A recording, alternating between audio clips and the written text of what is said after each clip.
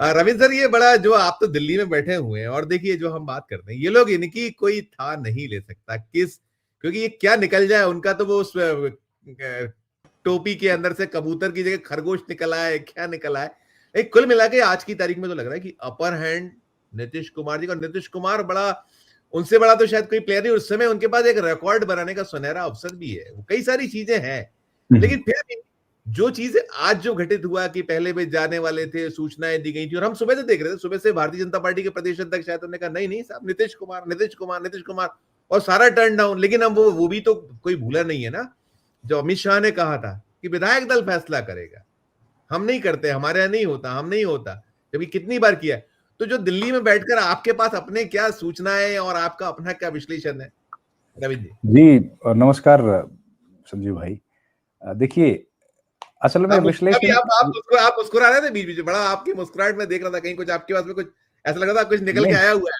मैं तो सिर्फ ये बात जानना चाह रहा था कि भाई विश्लेषण में हमने दो चीजों का अगर हम लोग मान ले कि भाई एक तो ये चुनाव निष्पक्ष, विश्लेषण तो जमीन पे हम कुछ देखते हैं, नतीजे कुछ आते हैं, विश्लेषण खत्म। ना विश्लेषण मैं वही कह रहा हूँ कि हम लोगों का जो बातचीत का आधार है वो है चुनाव के नतीजे।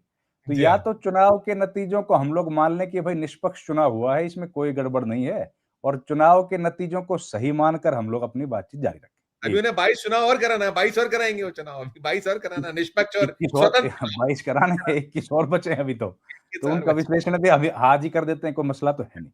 अब तो पॉलिटिकल पार्टीज के हाथ में कितनी ताकत बच गई अपन देख ही रहे हैं। तो एक तो अगर ये चुनाव के नतीजे बिल्कुल दुरुस्त हैं, सही चुनाव हुआ है, फिर तो हम लोग इस बातचीत को उस हिसाब से जारी रखें।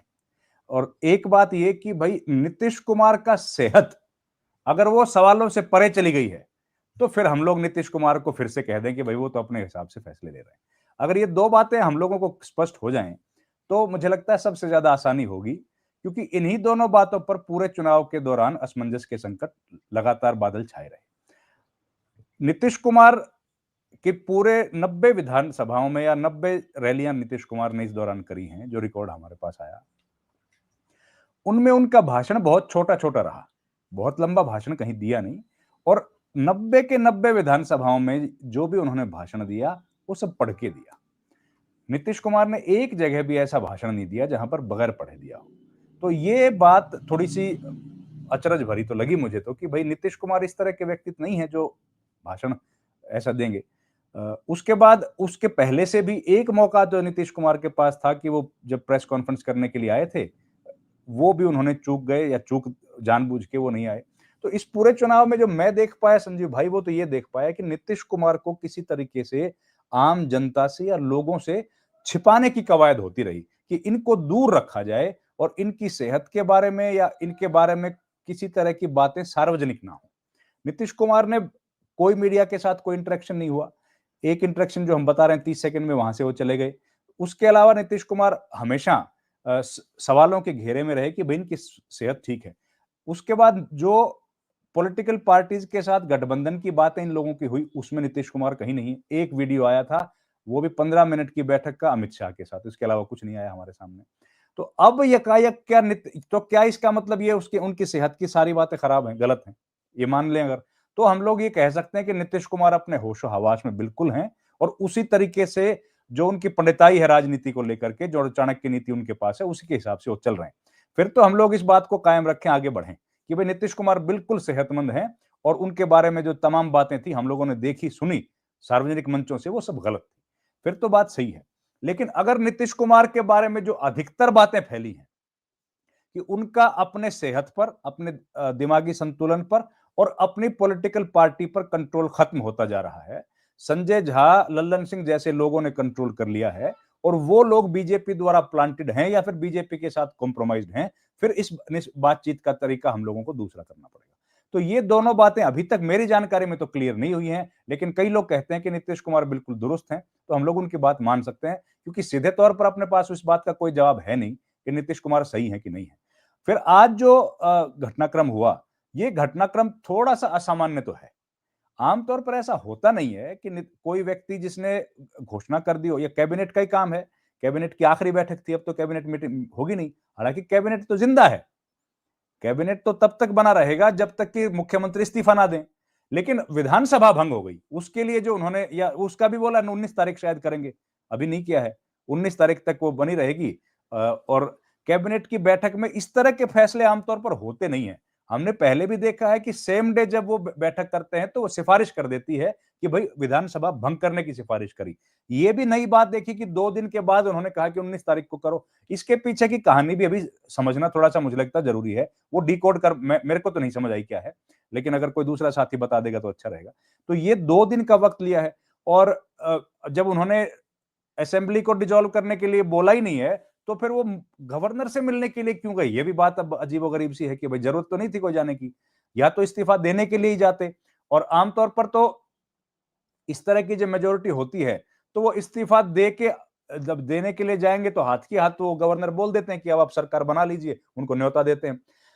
फिर आज जो एक बैठक होने वाली थी बीजेपी की, वो भी चर्चाएं सुनी है। देखिए, कोई आधिकारिक जानकारी तो आती नहीं है। उसकी चर्चाएं थी कि बीजेपी की विधायक दल की बैठक है, और अब खबरें आ रही हैं कि कल एनडीए की, समस्त एनडीए की बैठक है।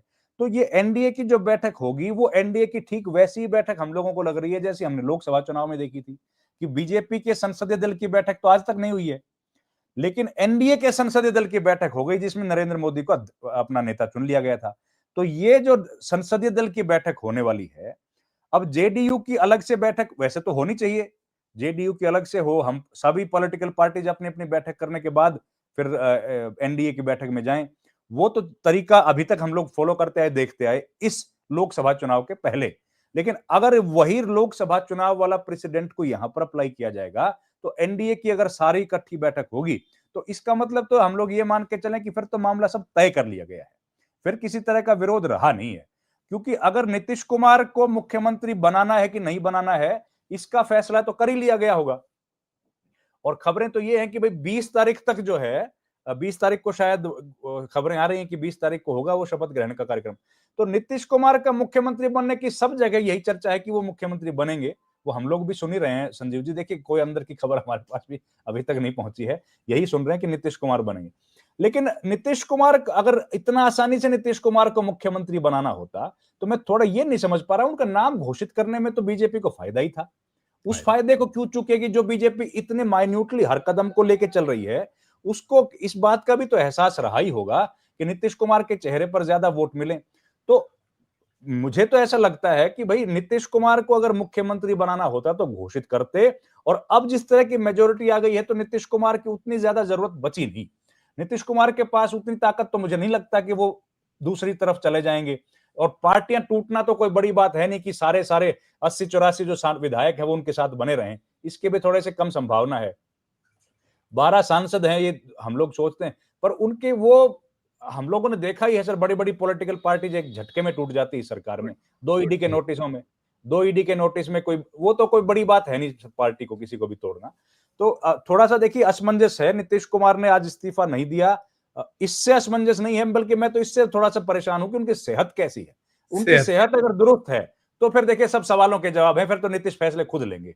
और अगर नीतीश कुमार खुद फैसले ले नहीं पा रहे हैं, तो भैया संजय झा और लल्लन सिंह तो फैसला लेंगे नहीं, वो तो वही फैसला होगा जो अमित शाह ने ले लिया होगा। तो इसलिए अमित शाह ने जो फैसला ले लिया होगा उसी पर आगे बढ़ेगी बात। और मुझे तो लगता है कि ज्यादा संभावना भी वही है कि भैया जो फैसला अमित शाह ने कर दिया होगा कि किस व्यक्ति को मुख्यमंत्री बनाना है और कौन व्यक्ति मुख्यमंत्री नहीं बनेगा, अब कल पता लगे, मैं तो इस बात के लिए भी कोई अचंभित नहीं मानूंगा कि कल हम लोगों को विधायक दल की बैठक में ये पता लगे कि नीतीश कुमार जो है वो किसी और व्यक्ति का नाम प्रपोज कर रहे हैं। मैंने कहा है कि नित्यानंद राय को बना दो भैया, हम तो रहने देते हैं, काफी उम्र हो गई है।